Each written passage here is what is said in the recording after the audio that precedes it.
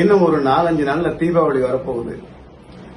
பணம் படைச்ச நாமெல்லாம் ஈசி போட்ட பெரிய பெரிய கடைக்கு போய் 10,000 15,000 துணியை எடுத்துக்கிட்டு 2 கட்டப்பை நிறைய புடிச்சுக்கிட்டு கடையை விட்டு கீழே இறங்கும் போது அந்த கடை வாசல்ல பனியஞ்சட்டி, கர்ச்சிப்பு, சின்ன சின்ன பொம்மைகள், விளையாட்டு பொருட்கள் எல்லாம் போட்டு பிளாட்ஃபார்ம் வியாபாரிகள் உட்கார்ந்துருப்பாங்க.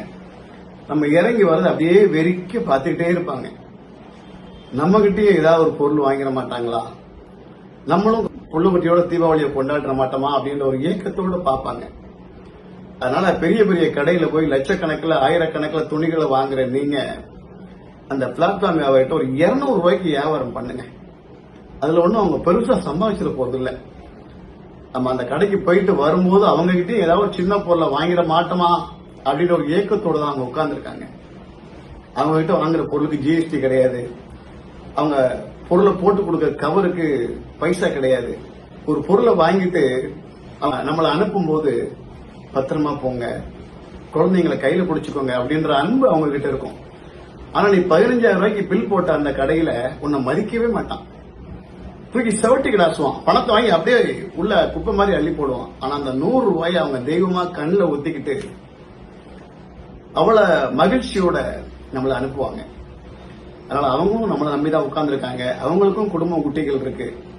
பெரிய பெரிய கடையில தான் நல்லா இருக்கும் பொருள், இவங்க நல்லா இருக்காது அப்படின்னு நினைச்சு அவங்களை அவாய்ட் பண்ணாம அவங்ககிட்டயும் பொருள் வாங்குங்க.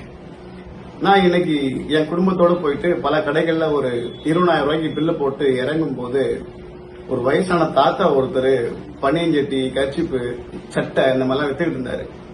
அவர்கிட்ட ஐயா பனியன் எவ்வளவுயா அப்படின்னு கேட்டேன். ஒரு பனியன் 70 ரூபா அப்படின்னாரு. 3 பனியன் கொடுங்கய்யா அப்படின்னு சொல்லிட்டு ஒரு 3 பனியன் எடுத்தேன். 3 வெள்ளை பனியன் எடுத்தேன். 210 ரூபா ஆகுதியா, எனக்கு அந்த 3 பனியன் 30 ரூபா லாபம் கிடைக்கும், நீங்க 10 ரூபா கழிச்சுக்கிட்டு 200 ரூபா கொடுங்கயான்னு. நான் வேணாம் யா, நீங்க 210 ரூபாய் வச்சுக்கோங்க அப்படின்னு கொடுத்த உடனே அந்த தாத்தா முகத்துல ஒரு சிரிப்பை பார்த்தேன் பாருங்க.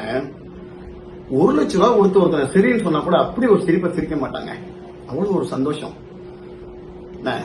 அதனால அவங்களும் மனமகிழ்ச்சியோட இருக்கணும்னா, எல்லாரும் தீபாவளி கொண்டாடணும் நீங்க ஆசைப்பட்டீங்கன்னா இந்த மாதிரி சின்ன சின்ன கடைகள், பிளாட்ஃபார்ம் வியாபாரிகளுக்கு முக்கியத்துவம் கொடுங்க. அவங்களுக்கும் குடும்பம், குட்டி, குழந்தைகள்லாம் இருக்கு. நம்ம கொடுக்கிற அந்த 5 லாபம் தான் அவங்க வயிற்று பசியை போக்கும். சிங்கம், புலி, கரடி அப்படின்னு பெரிய பெரிய உயிரினங்கள் வாழ்ற இதே உலகத்துலதான் எறும்பு போன்ற சிறிய உயிரினங்களும் வாழுது. அந்த பிளாட்ஃபார்ம் வியாபாரிகள் அந்த எறும்பு மாதிரி. அதனால அவங்க நம்ம தான் வாழ்வளிக்கணும். அனைவருக்கும் இனிய தீபாவளி திருநாள் நல்வாழ்த்துக்கள்.